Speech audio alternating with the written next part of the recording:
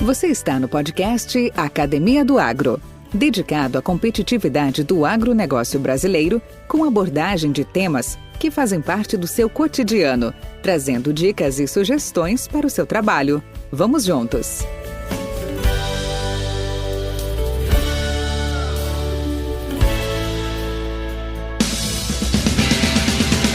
Nem todos sabem, mas o melhoramento genético é de grande importância para a alimentação humana e animal, produção de fibras, combustível, planta para paisagismo, serviços de ecossistemas e uma variedade de outras atividades humanas. Mas afinal, o que é melhoramento genético em plantas?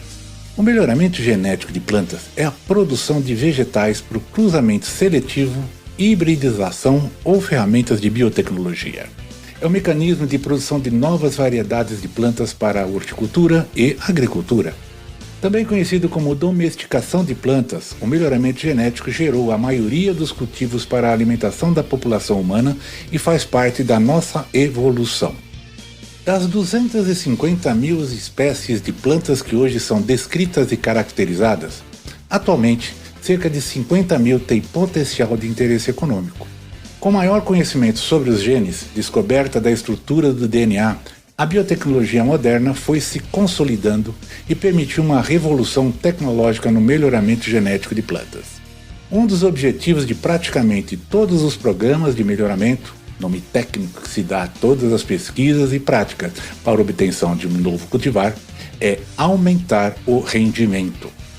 Atualmente, instituições públicas e privadas oferecem diferentes cultivares para as principais culturas no Brasil, sempre levando em conta os novos desafios que surgem para serem driblados pela pesquisa. As técnicas de melhoramento de plantas são extremamente bem-sucedidas e têm sido amplamente utilizadas na agricultura para aumentar o rendimento de várias plantas agrícolas nas últimas 5 décadas. Além disso, sob condições ambientais variáveis, o melhoramento genético é ainda mais desejável para o desenvolvimento de variedades de culturas resistentes a múltiplos estresses ambientais. Pois bem, vamos conversar hoje com o Carlos Halpe, engenheiro agrônomo, melhorista no desenvolvimento de milho, diretor de pesquisa da Corteva no Brasil, apresentando os principais tópicos deste fascinante tema. Obstinado e apaixonado pelo que faz, neste primeiro episódio o Carlos falará sobre a sua trajetória e destaca a evolução da pesquisa ao longo dos anos e como as tecnologias estão ajudando a aumentar os ganhos no processo de melhoramento de materiais. Na próxima semana, teremos novo episódio, com a segunda parte, quando ele irá comentar sobre os grandes desafios para o melhoramento no Brasil, a importância da variabilidade genética, biotecnologia, fatores abióticos, entre outros. Ouça o áudio e saiba mais. Vamos nessa? Podcast Academia do Agro. Carlos, você citou, agora eu vou te provocar também. Conta essas grandes viagens, essas grandes exploração que nós fizemos.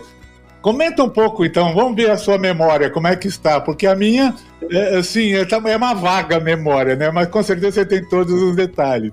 Tá aí, compartilha um pouco dessas aventuras, por favor. Valdir, eu tenho um problema sério com nome, sabe? Eu me esqueço. E hoje, por exemplo, a empresa é muito grande, né? Então as pessoas conhecem a gente, né? Mas eu tenho problema de esquecer. Agora, histórias e fatos, o Carlinhos sempre diz, Ralph, como é que tu te lembra dessas coisas? Acho que foram legais, né? Muito bem, vamos falar de viagens, né? Bom, de novo, nossos caminhos se cruzaram. Lançamentos de milho doce, lançamento de produtos, áreas polo, tudo itens que já foram trazidos aqui. Mas eu sempre tive... Bom, eu vim para o Goiás, né? Como eu falei antes, poxa, estou no Brasil Central. Cara, tem que ir mais para o norte. E na época, Valdir, o norte, assim como antes, hoje o Brasil Central é essa pujança. Ontem eu estava assistindo um podcast de investidores e o cara estava falando sobre a pujança de Goiânia, né? Que com toda a crise estavam abrindo revendas de carros de luxo e coisa e tal. Gente, eu já me esqueci o nome, mas um desses foi um programa dessas, uma mesa redonda de investidores. Cara, eu achei gostoso, eu ouvi, eu me orgulho disso. Porque de uma forma, quem foi lá pro Goiás, com muitos agricultores, técnicos de empresas, você um deles, né, participaram disso. Eu não tenho a mínima dúvida, e ajudaram nisso. Mas quantas histórias, então a gente sempre achava de subir. E nós tínhamos uma missão. Em 96, na época, o meu chefe, o Mike Trimble, continua nativo, ele tem uma empresa própria de genética, te lembra dele muito bem, disse, Ralph, beleza, nós estamos aqui, estamos no Brasil Central, ele se excitava quando ele via todas essas... Eu nunca me esqueço, uma vez eu levei ele para conhecer Rio Verde, que você o ciceronou, né, no ciceronou, né, levou em vários produtores. Gente, ele não tinha noção disso. Era a época, eu estou falando de quando? Isso era 2000 e... Eu voltei em 2002, 2003, 2004, vai. O pessoal não tinha noção do que o Brasil era, né? Não existiam redes sociais, divulgação, né? Cara, eu me lembro dele pulando, eu não sei se tu te lembra disso, mas a história das viagens é a seguinte, ele deu uma missão.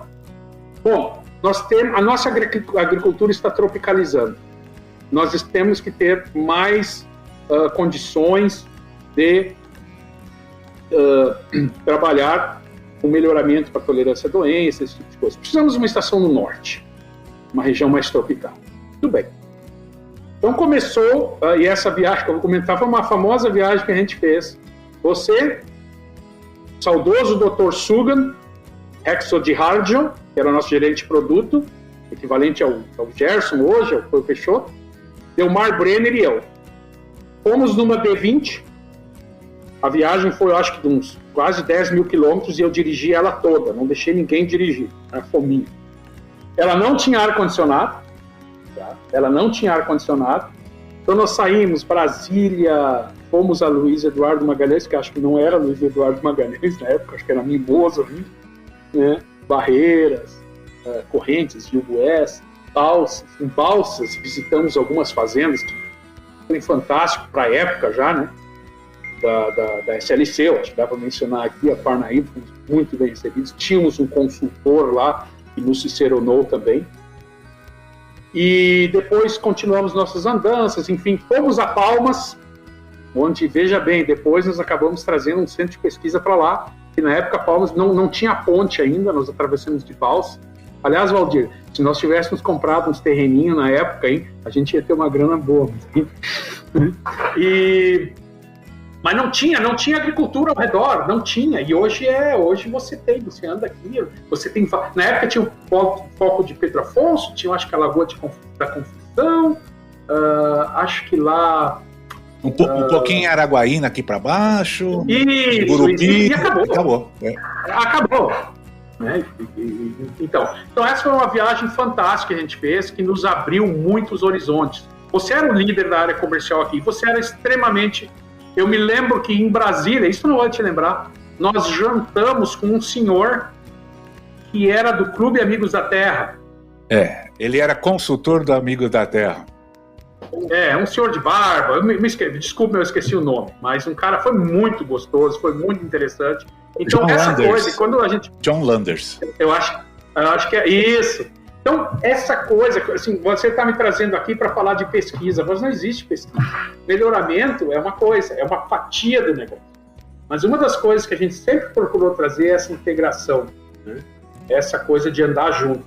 Porque não adianta, você dentro dos 4 arames enfarpados de uma estação de pesquisa, você não faz progresso, né?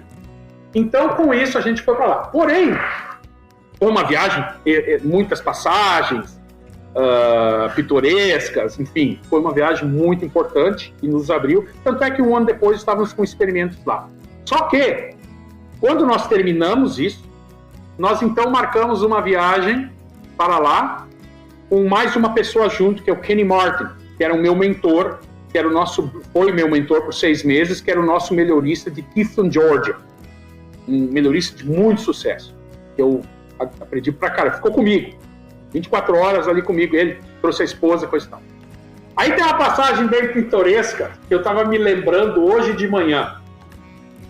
Essa realmente eu me lembrei hoje de manhã. Nós fomos a Belém. Em Belém nós visitamos a Embrapa, excepcionalmente bem recebidos. Tu conhecia um pesquisador lá, que eu não me lembro o nome. E no dia seguinte, a essa visita, porque estávamos olhando Belém, uma região que nós poderíamos nos instalar. Aí jantamos, aí no dia seguinte nós íamos sair com um avião particular, que na verdade eu que fiz todo o agendamento, foi com um piloto Luiz Agnes, mas o apelido dele era Manga Rosa, ele foi piloto de garimpo, um as da aviação moderna, né? Um mito, né? E ele foi o nosso piloto. Era um Seneca, aviãozinho de 6 lugares, não é tão forte, um aviãozinho que voa abaixo, coisa e tal. E aí nós íamos decolar sexta, dia X, bem cedinho. Chegamos no aeroporto e aquele tempo fechado, uma neblina muito forte, não dava para decolar. Aí foi, vieram temporais do meio-dia, que são comuns na região, e aí às 3 horas da tarde o negócio melhorou um pouco, pimba, vamos decolar e vamos para Imperatriz, fazer uns sobrevoos na região de Paragominas, e hoje, uma das coisas que me fascina, né, é o quanto essa região está produzindo, nós temos amigos lá, colegas lá, e é fantástico, né, a integração lavoura-pecuária lá, muito forte. Aí decolamos, vimos uma área, e eu no lado direito, no banco direito, né, curtindo ali junto com o Manga, viu a barulhenta, não dá para conversar muito, curtindo e até voando um pouco. Bom, acho que a gente voou 1 hora, estava no metade do caminho, ou meia hora, não me lembro, e o tempo fechou na nossa frente, Valdir. Mas o tempo fechou de um paredão escuro, que você não via onde ele acabava pro lado direito ou pro lado esquerdo, você não tinha como desviar. O teu aviãozinho não subia mais do que 12 mil pés, ele não ia poder vencer essa camada.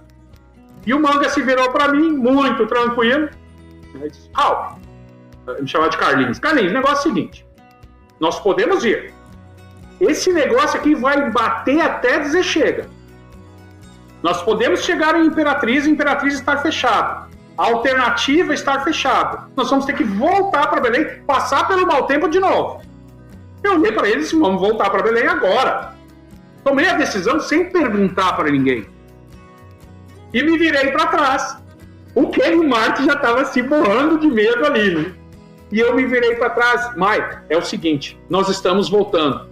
Eu me lembro do rosto dele até hoje, Valdir, porque eu acho que tu e o Delmar estavam de costas, e é banco de um para frente do outro, e ele estava de trás. Uai, Mike, tem um tempo feio aqui na frente, tem tudo isso, pode acontecer, vai ser muito desconfortável, mas esse avião não pode passar? Eu digo, Mike, é perigoso, vai ser desconfortável, papapá. Ele vai voltar. Mas quem decidiu isso? Eu, falei para ele, eu decidi isso. E o Manga fez a volta, o Mike calou, não falou mais nada. Bom, no meu caminho de volta eu já vim pensando, vamos ter que botar um currículo, preparar um currículo, alguma coisa, né? Aí nós posamos. O Mike pegou a mochila dele, Valdir, saiu daquele avião brabo, não falou com ninguém. Pé da vida. O Kenny Martin, velho Kenny Martin, chegou para mim e bateu nas minhas costas. Ele foi mentor do Mike. O Mike, eu dou um jeito. Tu fez certo em voltar.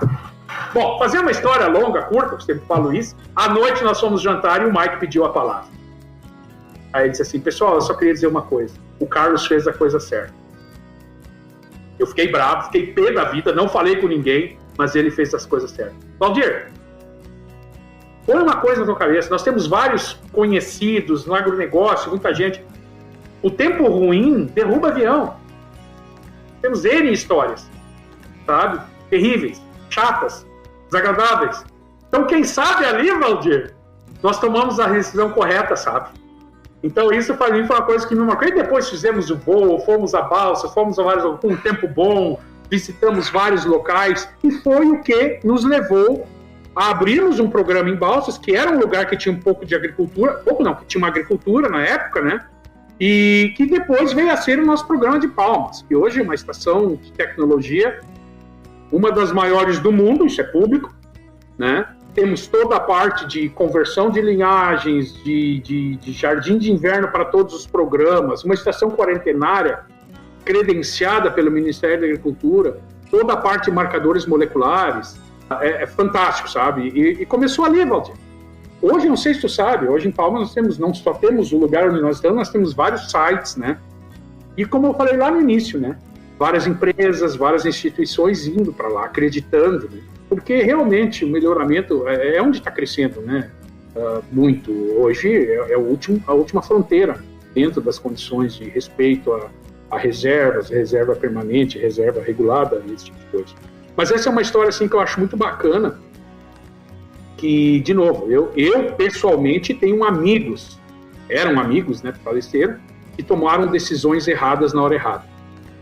Um voo de linha aérea é outra coisa. Vai por cima da camada, tem 200 equipamentos para te ajudar, tem todo um rastreio. Lá na época, nós não estávamos sozinhos, não existia apoio radar, nada. Ninguém poderia nos vetorar para serviço mal feito.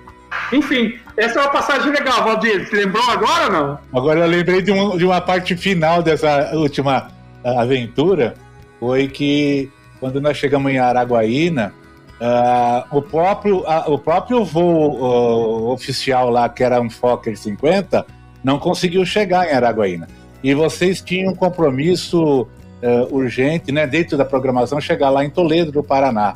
E aí eu não sabia que americano dançava samba. E eu vi o Mike Trimble com os comissários lá naquela estação de Araguaína, sapateando mais gente brava, ele estava cuspindo o marimbondo, e ele exigia e tal. E até que veio um Citation, né, um jato nos buscar. Citation. Foi minha primeira experiência de jato Citation, uma coisa maluca, né? Valdir, lembra disso? Cara, essa história, muito legal que tu lembrou disso aí. Essa história aí é uma, assim, que vale a pena tomar. Inclusive o Mike Trimble, que continuou sendo meu chefe por alguns anos, hoje saiu da empresa, tem o seu próprio negócio, uma das pessoas que eu respeito muito. Ele sempre dizia, o Halp é um cara que te consegue um jato no meio do nada, de uma hora para outra. E foi tudo mérito dele. Porque eu disse, ele disse assim, Carlos, como eu posso ajudar? Bom, tu é o americano aqui. Tu vai lá e tu diz assim, eu preciso ir para São Paulo hoje. É a única coisa que ele falava. E na época, os despachantes de voo, que foram muito, muito legais no final, eles começaram a pressionar a chefia deles. Hoje isso não aconteceria, né, Valdir? Começaram a pressionar a chefia deles, o pessoal da logística, sei lá, gente, o cara tá bufando aqui, e ele precisa se deslocar, e coisa e tal. Bom, aí eles fretaram um Citation da Ehringer, acho que existe até hoje, né, que o Manga Rosa era sócio do irmão do dono da Ehringer, e cara, nós dormimos, no outro dia uma Kombi da Varig, porque o voo era Rio Sul, foi nos buscar. Era Pantanal na época, né? Era Pantanal. Não, era Rio Sul. Era Rio Sul, é verdade. Foi. Rio Sul. Aí uma Kombi foi nos buscar no hotel. Era carnaval, Valdir. Isso era carnaval. Porque nós fomos, à noite, fomos olhar o desfile em Araguaína. E no outro dia, beleza. Aí lá pegamos as conexões e fomos pro compromisso em Toledo. Você está certinho. Foi uma passagem muito bonita. O Kenny Martin, quando se aposentou, ele botou uma foto, Valdir. Eu não tenho essa foto. De nós empurrando o Citation para abastecer, nas asas, para ele dar ré para chegar perto do posto da querosene lá para abastecer. Então tava Valdir, Mike, Halp, Delmar empurrando, porque não tinha ninguém no aeroporto, né? Só o cara do abastecimento lá. Essa foto vale hoje, cara. Seria muito interessante. Vale. Não, aliás, eu tenho fotos nessa nossa viagem ali, eu tenho algumas, né? Em balsas, em barreiras nossas, inclusive contigo aparecendo. Aquela que você atolou a caminhonete, você queimou, né? Não, aquela não existe. Aquela não existe mais. Não sei, ela se deteriorou. Podcast Academia do Agro. Ô, Carlão, e aí? Hoje, o que você faria diferente se estivesse começando tudo hoje? Novamente? Como pessoa física, né? Tu está me perguntando, ou pessoa né? Como pessoa física, Valdir, eu acho que eu seria um pouco mais guerreiro. Não sei, as pessoas às vezes vão dizer, mas sempre foi uma pessoa combativa, mas buscando mais o que eu acredito que é certo. Porque você chega numa fase da tua vida, olha para trás e diz, putz, fez sentido, cara. Eu não sei se é natural da gente, mas eu acho que eu procuraria ser um pouco mais, no bom sentido, agressivo, em puxar as coisas, pessoalmente isso. Eu acho isso não tem nada a ver, tiraria um pouco mais de férias. Isso aqui tá parecendo o epitáfio dos Titãs, né? Não é a música epitáfio dos Titãs, né? A Rosana lá sacudiu a cabeça, roqueira que eu sei.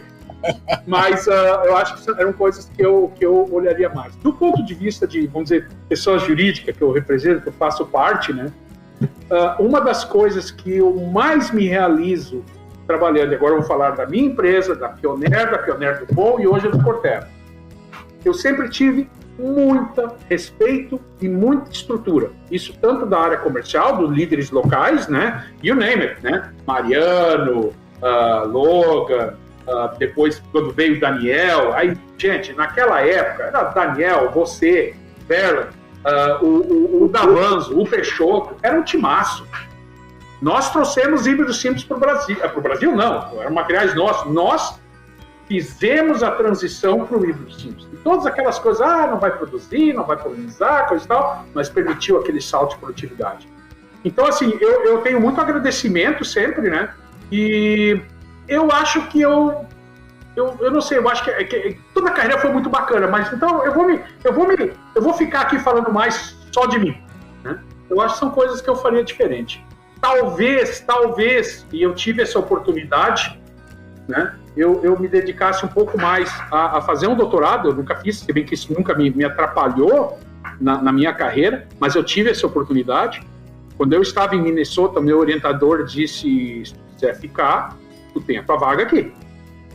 E na época a empresa estava pedindo, foi quando eu te conheci, porque não sei se tu sabe, eu te conheci exatamente quando eu voltei dos Estados Unidos, no meio do olho do furacão, que o Cacheta já falou aqui. Não sei se foi o Cacheta ou outra pessoa, da Polissora e da Tropical.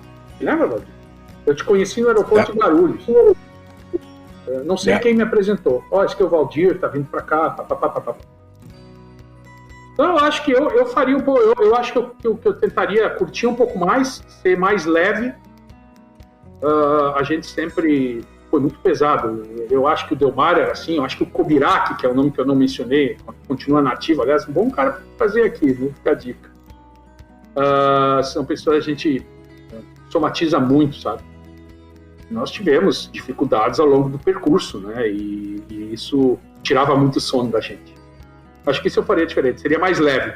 Carlos, não ia bem isso, eu me sinto bem assim, tal, que poderíamos ser mais leves, poderíamos ser mais família também, sei lá. Mas assim, eram épocas diferentes, né? Como dizia a frase, né? Todos gostavam muito dessa frase, aqui o sistema é bruto, nós tinha que fazer na unha mesmo. Então, mas situações da época, hoje já não é tanto, né? Até alguns são até exageradamente, dizem que as novas gerações agora são Nutella, né? Elas não são mais. Mas assim, é sinal dos tempos. Mas falando em tempos, eu já tenho feito essa pergunta para alguns dos meus convidados e eu quero fazer para você também. Nós estamos há quase 2 anos de pandemia. Para você, hoje, o que fica na sua mala que você tinha dentro dela antes da pandemia? O que não fica, o que você vai tirar? E o que você colocaria de novo nela? Se eu entendi bem a pergunta, eu não entendi muita analogia das malas, mas vamos lá, me ajuda aí se eu não tiver respondido. Você está viajando, eu vou simplificar. Vamos lá, então. Você tá viajando no tempo e está com sua mala cheia de conceitos, de práticas, de usos, de hábitos, tá lá dentro da sua mala. De repente, você entra numa tempestade, num nimbus, né? E aquele nimbus é a pandemia, tá? 2 anos você vai ficar ali dentro. Aí, quando você sai dela, eu te pergunto, daquilo que tinha dentro, que você entrou na mala, o que você tiraria dela, tá? E o que você colocaria de novo? Perfeito. Entendi bem agora. Bom, em primeiro lugar, eu me sinto muito, muito bem para responder essa pergunta, porque dentro de R&D, eu era o representante de R&D dentro do time de crise que a nossa empresa tinha. Foi extremamente bem conduzido. Está sendo bem conduzido, que não acabou, né, Valdir? A gente tem que ter calma nisso, né? E esse é um ponto que eu queria fazer depois, que não acabou. Mas nós conseguimos. Gente, no começo da pandemia, eu me lembro que eu me acordava de manhã e me preocupava. Gente, o que vai acontecer? Onde vai parar? Quando que nós vamos? Nós tínhamos plano B de corte de ensaios. Não, se eu tiver que cortar, eu vou cortar esse ensaio aqui, vou fazer isso. E se eu tiver que fechar um centro de pesquisa, se houver uma contaminação interna? Essa era a nossa grande e principal preocupação, né? Gente, Valdir, nós passamos pelo pior, acho que pior já passamos, Hoje, nós temos praticamente toda a nossa população vacinada, claro que por causa de idade, né? Os mais seniors já têm as 2, indo para as 3, né? Que é o meu caso, mas isso foi e passou por isso muitas coisas, até, gente, vacina é importante fazer isso, mas o que eu queria ressaltar é que colhemos o verão 19 e 20, avançamos produtos, plantamos safrinha 20, colhemos safrinha 20, plantamos verão 20 e 21, plantamos safrinha 20, colhemos e hoje estamos aqui terminando o plantio do 21 e 22. Nós não perdemos uma parcela sequer em função da pandemia. Perdemos por outros motivos, né? E, como tu bem sabes, faz parte do nosso negócio. Nós não tivemos nenhuma contaminação interna. Isso, gente, assim, são horas de conversa. Vai desde ter times pequenos, com cores diferentes no campo. Claro, o melhor lugar para se estar na pandemia, onde é que era? No campo. Lá sim não teria problema nenhum. Muito trabalho em cima de álcool gel, limpeza, né? Muita troca de informações. Nós se reunimos com o time de crise praticamente todos os dias, inclusive sábados e domingos no começo, e passou. Agora, um aspecto que talvez você não ache, ou talvez alguém que esteja nos ouvindo, que é exagero da minha parte, eu acho que estávamos perdendo muito tempo nos deslocando para reuniões, estávamos gastando muito dinheiro em hotéis e estávamos até nos ausentando das nossas famílias. Eu e várias pessoas já fizeram, eu fiquei mais próximo da minha família. Uns até terminaram o casamento por causa disso, né, Valdir? Tô brincando. Mas eu acho que eu, por exemplo, já fazia parte do conselho. E, gente, a nossa matriz era em Alphaville. Eu não queria ir para lá toda hora, pegar aquele voo cedinho e chegar em Guarulhos, pegar um carro e até lá, sabe? Gente, nós melhoramos tanto, mas tanto. Eu não sei se não tivesse havido Covid e o Valdir me convidasse para esse podcast aqui, digo, não, Valdir, eu estou voltando para Goiânia, tal dia, vamos conversar. Inclusive eu te propus isso, mas, gente, isso aqui funciona bem. E na época eu sofria muito, né? Porque nas reuniões estava todo mundo lá, conversa lateral, o cara vai pro quadro escrever alguma coisa, você não vê o quadro, vê o rosto dele. Então o Zoom estava começando, o teu sistema aqui, isso amadureceu muito.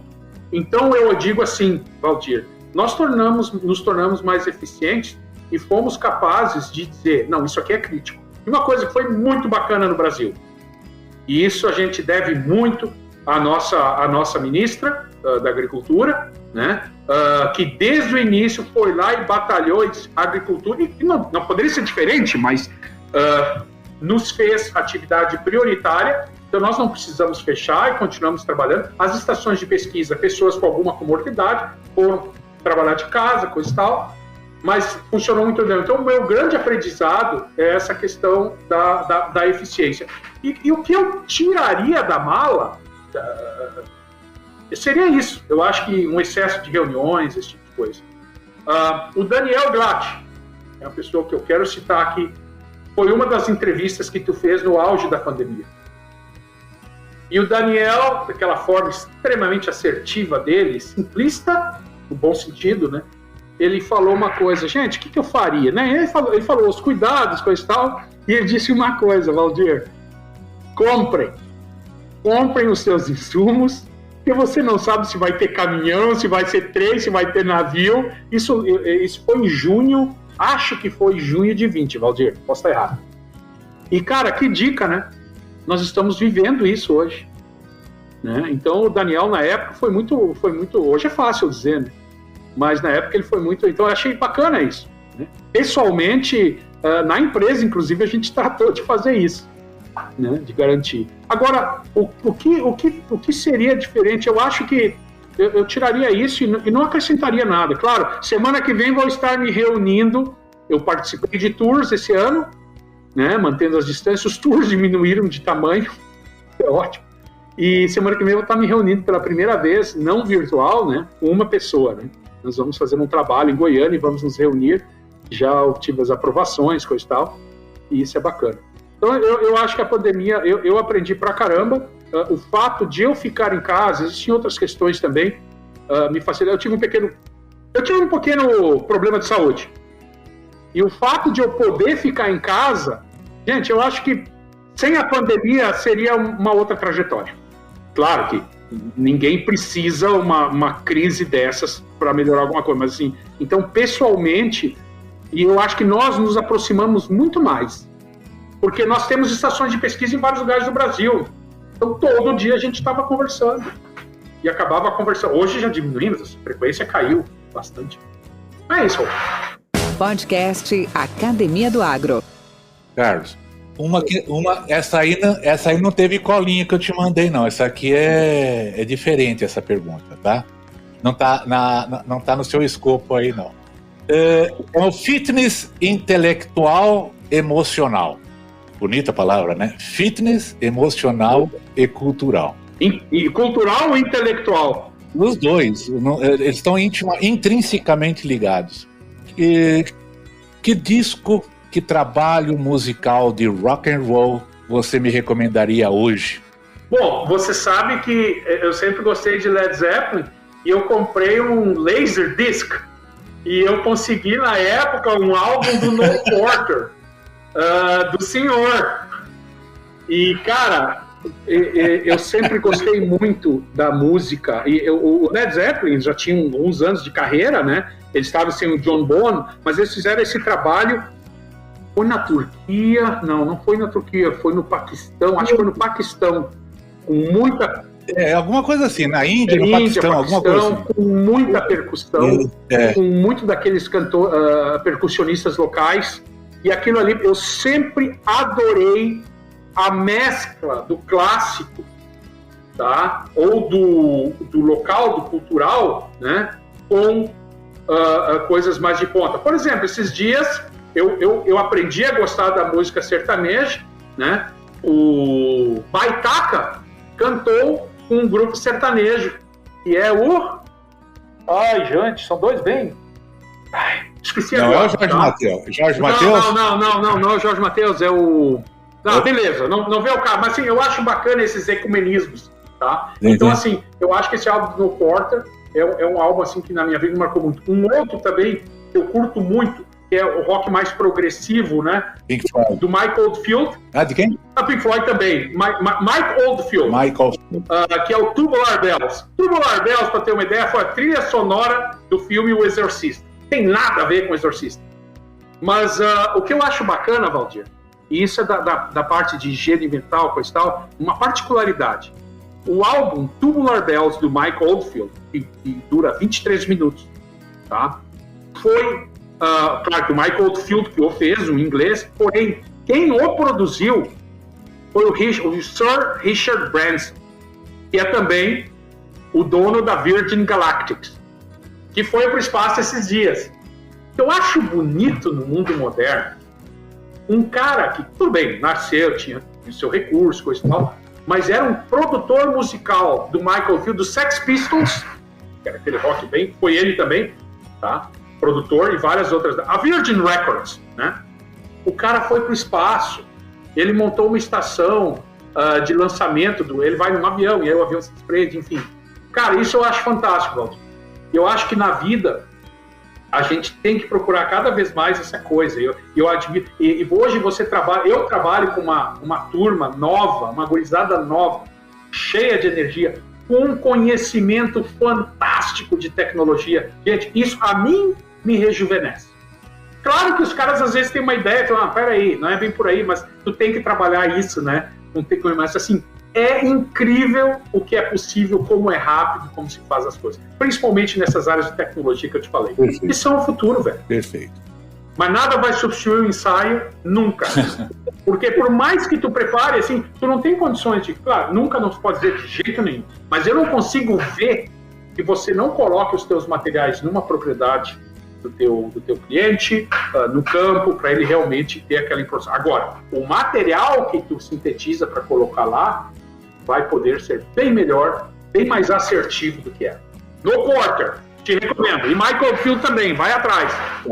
Você passa para mim depois uma mensagem aí com todas essas informações que você passou aí. Passa no zap. Eu quero sim, faz favor, hein? Compromisso. Cara, nós estamos chegando um pouco já finalmente, até porque eu sei que você tem também a sua demanda de horário, eu também tenho aqui. Então, primeiro tenho que te agradecer aí pela participação. E uma última pergunta. Um conselho para os nossos colegas do agro. Bom, eu sempre gosto, eu acho assim, a gente tem que continuar firme no trabalho e o teu podcast traz isso, tá? De mostrar o que é o agro para a nossa população em geral. Em 1985, vamos às datas, eu fui para os Estados Unidos pela primeira vez. E lá eu fui num supermercado. Sei lá comprar alguma coisa, obviamente. E tinha uma criança, seus 12 anos, 10 anos, e eu de boné da Pioneer. Aí o menino falou, você trabalha na Pioneer? Trabalho, só que eu trabalho no Brasil. Ele disse, uau, no Brasil, que legal. Meu sonho é ser um despendoador da Pioneer. Eu quero dizer aqui, o guri, aliás, eu acho que ele não tinha 10 anos. Tá certo, eu estava em Des Moines, é um lugar agrícola, mas eu voltava e sempre dizia, eu sonho com o dia que a agricultura vai fazer manchete em horário nobre na TV. E ela faz, positivamente. Mas, recentemente, ela está fazendo muitas coisas mal. Todos nós temos esse desafio no churrasquinho com os amigos, com as amigas, de defender, não é de defender, de trazer os pontos. Então, o conselho que eu deixaria, vamos continuar trabalhando firme para essa maravilha. Eu acho que o Brasil está indo claramente nesse caminho.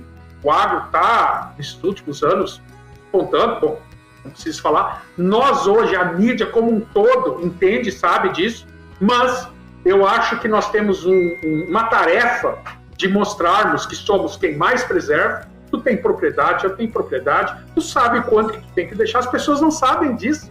As pessoas urbanas, às vezes, uma vez eu fui inspecionado, tranquilo, né, pelo pessoal, o IBAMA veio fazer uma inspeção para nós em Itumbiara, e mostramos lá os sites estrangeiros, continuamos guardados, foi tudo tranquilo. E aí, no final, começamos a falar de plantio direto. O fiscal não conhecia plantio direto, era um fiscal bem urbano, e ele disse, gente, se existe algum impacto ambiental que a agricultura, isso na época, eu estou falando 10, 12 anos atrás, ou mais, um impacto ambiental, né? Eu me lembro dos rios no Rio Grande do Sul vermelhos, a cor do Colorado, entendeu? Por causa de terra que estava lá, Lagoa dos Patos 100% assoreado, e assim vai no Brasil todo. Acabou, sabe? Então isso não foi, claro, teve muita ciência por trás e coisa e tal, mas foi o agricultor que decidiu fazê-lo. Ele sentiu nessa necessidade, né? Junto com toda a massa científica que nós temos. Então é isso. E nós temos uma agricultura em qualquer área, né? Hoje, e estava aí o Dr. Alisson Paulinelli, que foi até nominado, um potencial Nobel, rapaz, merecia, né? Um cara de visão, né? Foi chefe do meu pai, e assim, mandou tanta gente para fora que voltou, né? Estudar e coisa e tal. Acho que essa é a nossa missão. Continuarmos firmes, e o agro está andando, e nós somos extremamente organizados. Nós temos hoje representatividade política, isso é uma coisa que o Daniel falava muito, Valdir. O que a agricultura americana dá de capote na brasileira é representatividade política. E hoje nós temos várias, não vou citar aqui, né, mas temos várias pessoas que nos representam, temos uma ministra extremamente competente, né, tanto é que está aí até hoje, navegando, surfando, né. É isso, Valdir, eu acho que é isso. Nós temos uma missão. Eu queria que a opinião pública entendesse mais sobre o agro. Essa é um grande conselho, sem dúvida nenhuma. A gente tem feito em todos os episódios até comentários sobre isso, levantando isso daí, porque realmente há uma desinformação, não é nem questão de maldade, mas há uma grande desinformação na comunidade, principalmente urbana. Há, de repente, más intenções aí na mídia, talvez, por interesses geopolítico-econômicos, tudo bem, tá? Mas o nosso papel, nós temos que fazer dessa forma, levantar as benesses, ver toda a contribuição a importância que esse agronegócio tem para o nosso país. E é verdade, também bandido tem em todo lugar, mau caráter tem em todo lugar. Tem gente que pode estar desmatando, pode, é verdade, mas é uma minoria que não representa a grande e massiva maioria. Esse é o fato. Carlinhos, obrigado novamente por estar aqui com a gente. Foi um privilégio, tem sido um privilégio, e com certeza gostaria de contar contigo numa outra oportunidade, quem sabe para a gente mergulhar um pouco mais aí na genotipagem, na fenotipagem. É um mundo maravilhoso mesmo. E aí, queria terminar que você, apesar que vai estar na descrição do podcast, vai estar no Web Notes, mas que você nos diga aí como é que as pessoas podem entrar em contato com você. Meu e-mail, né, é carlos.halp, né, meu nome, @porteva.com, simples assim. E aí eu tenho WhatsApp, coisa e tal, não adianta falar número aqui, depois eu te passo. Eu tenho que passar o meu bio também para ti, eu não sou muito organizado nessas coisas, não. Tá tudo em ordem, tá tudo tranquilo, tá? Então, brigadão, amigo. Forte abraço para ti. Para ti também. Muito obrigado, Valdir. Parabéns de novo, tá? Eu achei legal. Estava um pouco preocupado, né? Um pouco nervoso, como é normal. Acho que é normal. Mas achei super legal participar aqui, tá? Muito obrigado mesmo. Grande abraço. Tchau, tchau. Mentes brilhantes incentivam outras. Crônicas do Agro. Com seus especialistas e líderes comentando, opinando e analisando diversos assuntos através da sua ótica e de sua experiência. Seja você o fator multiplicador. Boas práticas, boas ideias.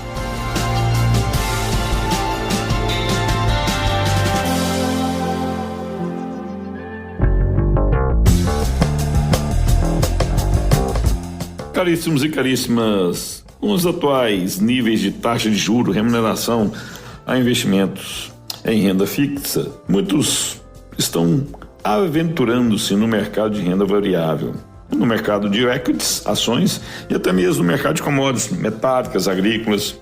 Logicamente, todo investimento tem seus riscos. No mercado de renda variável, esses riscos são maiores e precisam ser ponderados. Mas após ter ponderado esses riscos, o investidor toma a decisão de adentrar a esse mercado. Aí, ele precisa ser municiado de boas informações. Ele precisa de um acompanhamento profissional para não sair muito machucado dessa experiência no mercado de renda variável. Um dos mercados os quais tem atraído muitos investidores é o mercado da B3, principalmente o milho e o boi na B3. Quando você opera commodities agrícolas, você precisa filtrar quem será este consultor, quem irá acompanhá-lo. Um dos equívocos mais comuns que podem ocorrer é você procurar alguém que sempre operou equities, sempre operou ações. E essa pessoa passa a ser seu consultor em suas aplicações em commodities agrícolas, focando em investimento, não como hedger. Aqui começam os equívocos.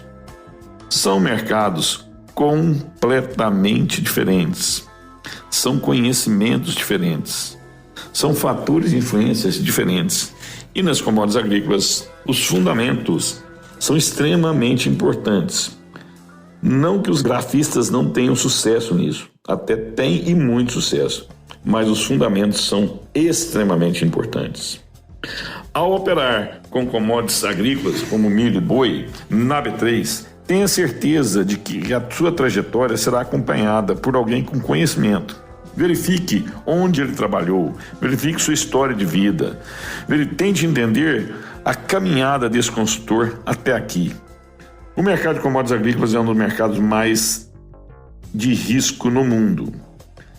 Ele tem atraído muitos investidores, mas operar nesse mercado sem a orientação necessária pode ser desastroso.